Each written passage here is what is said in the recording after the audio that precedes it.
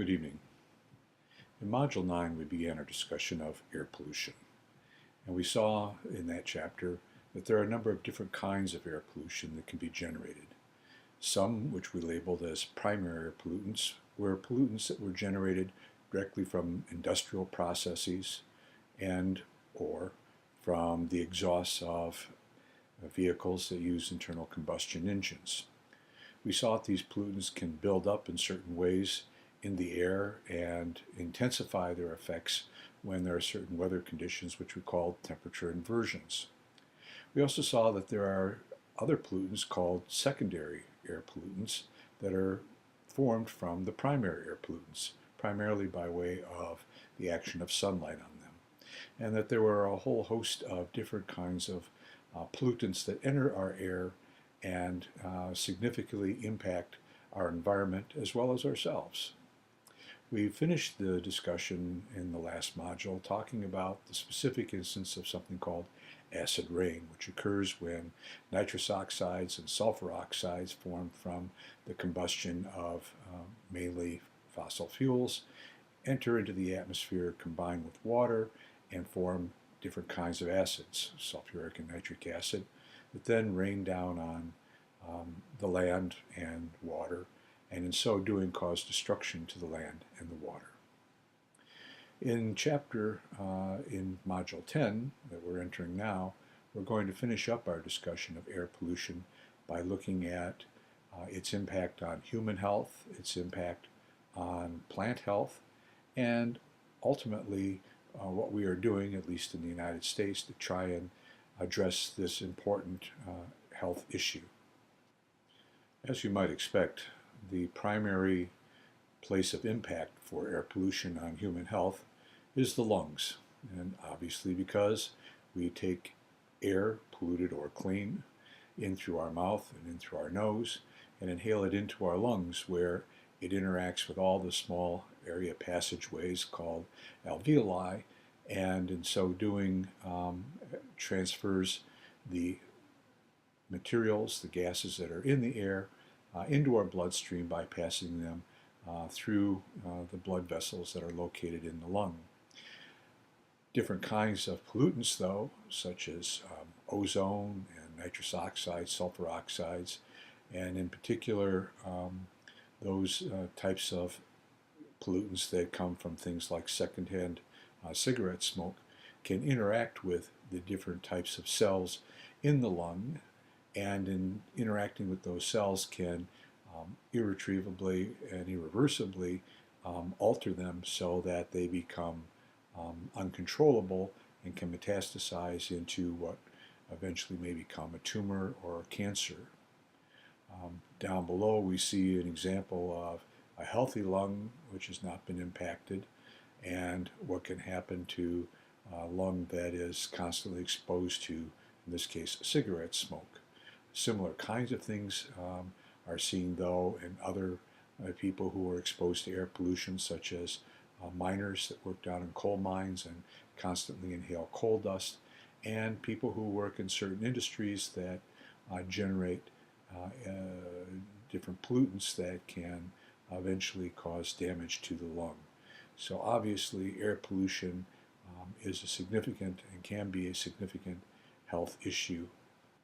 Air pollution not only impacts the health of human beings and animals, it also impacts the health of plants. In this particular graph, we see the effect of the buildup of ozone.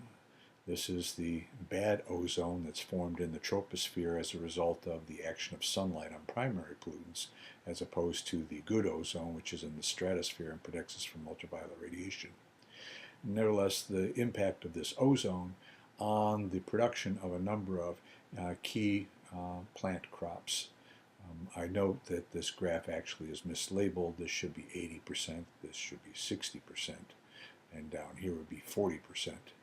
As you can see, as the concentration of the ozone builds up, and this ppb is parts per billion, as the concentration of ozone builds up, the health and the growth of all of these important food crops drop off, some more dramatically than others. As you can see, those most affected are soybean, peanut, and cotton, Wheat and corn, though, are significantly affected, and sorghum, which is a very big crop, is also affected.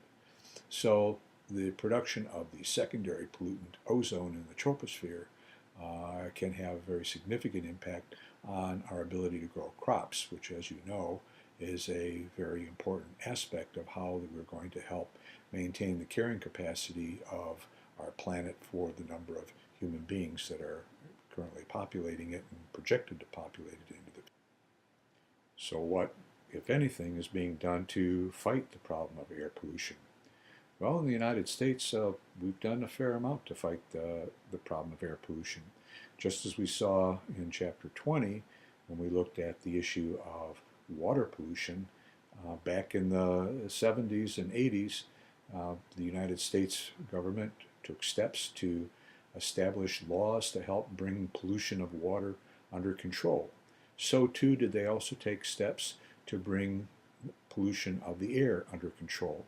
And most notably, they created the 1970 Clean Air Act, which was similar to the Clean Water Act established at the same time. Both of these acts are regulated by the Environmental Protection Agency. Within the Clean Air Act, two important standards are created. The National Air Quality Ambient Standards and the National Emission Standards for Hazardous Air Pollutants. The first one set up maximum levels of a number of different types of pollutants that could be actually vented into the atmosphere, and required that any companies that generate these pollutants would have to remove them at least to the extent established by the standard.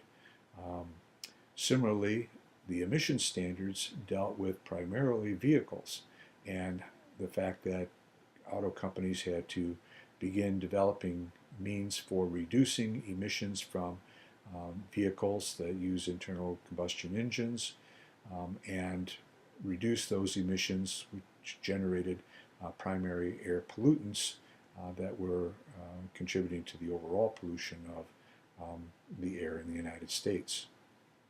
Another important policy that was established in the mid-70s was the Energy Policy and Conservation Act, the primary impact of which was the establishing of something called the Corporate Average Fuel Economy Standards, or CAFE as it is termed. The CAFE standards required that car companies begin creating cars that had the ability to get more mileage per gallon, so that so that we would not burn as much fossil fuel, and thereby not only get better fuel economy for our vehicles, but also reduce the amount of pollutants that we're putting into the air because we're simply using less of the fossil fuels which generate them. Later on, we're going to talk more about the Montreal Protocol and the Clean Air Act amendments, but I want to take a little time now to show you some of the impacts of just the Clean Air Act and the Corporate Fuel Economy Standards. In this graph, we see the effect of the legislation we've just talked about from the years 1980 through 2007. And what is notable, of course, is that in that time, as a result of this legislation, the United States has reduced its aggregate emission of 6 principal pollutants, both industrial and vehicle, by 50%. A 50% reduction in these primary pollutants. And that's in the face of the fact that the U.S. population has increased by 30% in that same time span, that our consumption of all forms of energy has increased by 33%, the fact that the number of miles traveled in our vehicles has increased by 100%, and our domestic gross product has increased by 124%. So in the face of all these drivers of what would otherwise cause an increase in air pollution, we have in fact been able to reduce our air pollutants by 50%. A remarkable achievement, and an example of how when the political will and the public will to bring important environmental issues to bear, that these things can be significantly resolved. Next, I want to turn your attention to another important environmental air pollution problem that was also successfully resolved.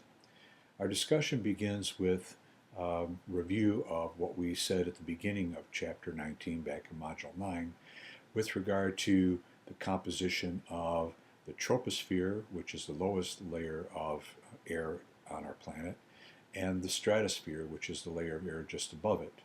As you recall, one of the unique characteristics of the stratosphere was the existence of something called the ozone layer.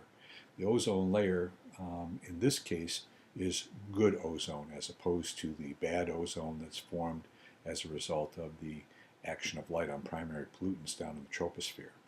In this case, we're talking about the good ozone layer, which exists in the stratosphere and helps protect us from the harsh UV radiation that penetrates our atmosphere as a result of the sun's rays shining down on us. The problem that came to light in the late 70s and early 1980s was the fact that the ozone layer, which surrounds the Earth, was beginning to form a hole, a very large hole, right over the Antarctic. And this hole represented an absence of the ozone that is necessary to protect us from the sun's harmful radiation. This was of great concern because of the worry that the hole might expand and or that new holes might develop in other places around the Earth. These holes then would allow the sun's harmful ultraviolet radiation to penetrate through our atmosphere down to ground level, where it would impact on humans, animals, and plants, and in so doing significantly increase the amount of skin cancer and other maladies that occur as a result of the destructive action of ultraviolet radiation on living cells. So it was imperative that scientists find out what was causing the hole, and in so doing find a way to replace, repair, or stop the hole from continuing to form. In about the mid-1980s, a number of scientists were able to determine that the cause of the hole was the result of something known as CFCs, or chlorinated fluorocarbons. These chlorinated fluorocarbons were in extensive use in refrigeration and in aerosol cans. They were propellants that were being used in underarm sprays and hairsprays and deodorants and all kinds of various things. And these scientists showed that when these CFCs get up into the atmosphere, they interact with the sun to form other chemicals, which in turn were capable of destroying the ozone. As a result of this important scientific information, the nations of the world got together and decided to put a limit on the use and production of CFCs. This occurred in the 1987 Worldwide Conference in Montreal and is now known as the Montreal Protocol.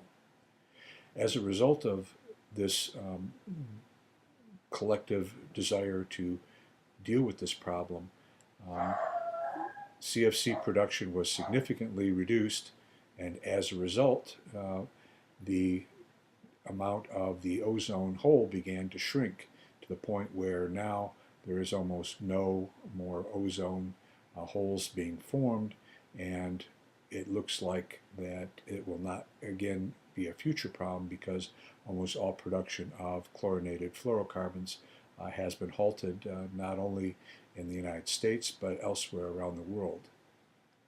So again, this shows that humankind can in fact address significant pollution issues if there is the collective and political will to do so.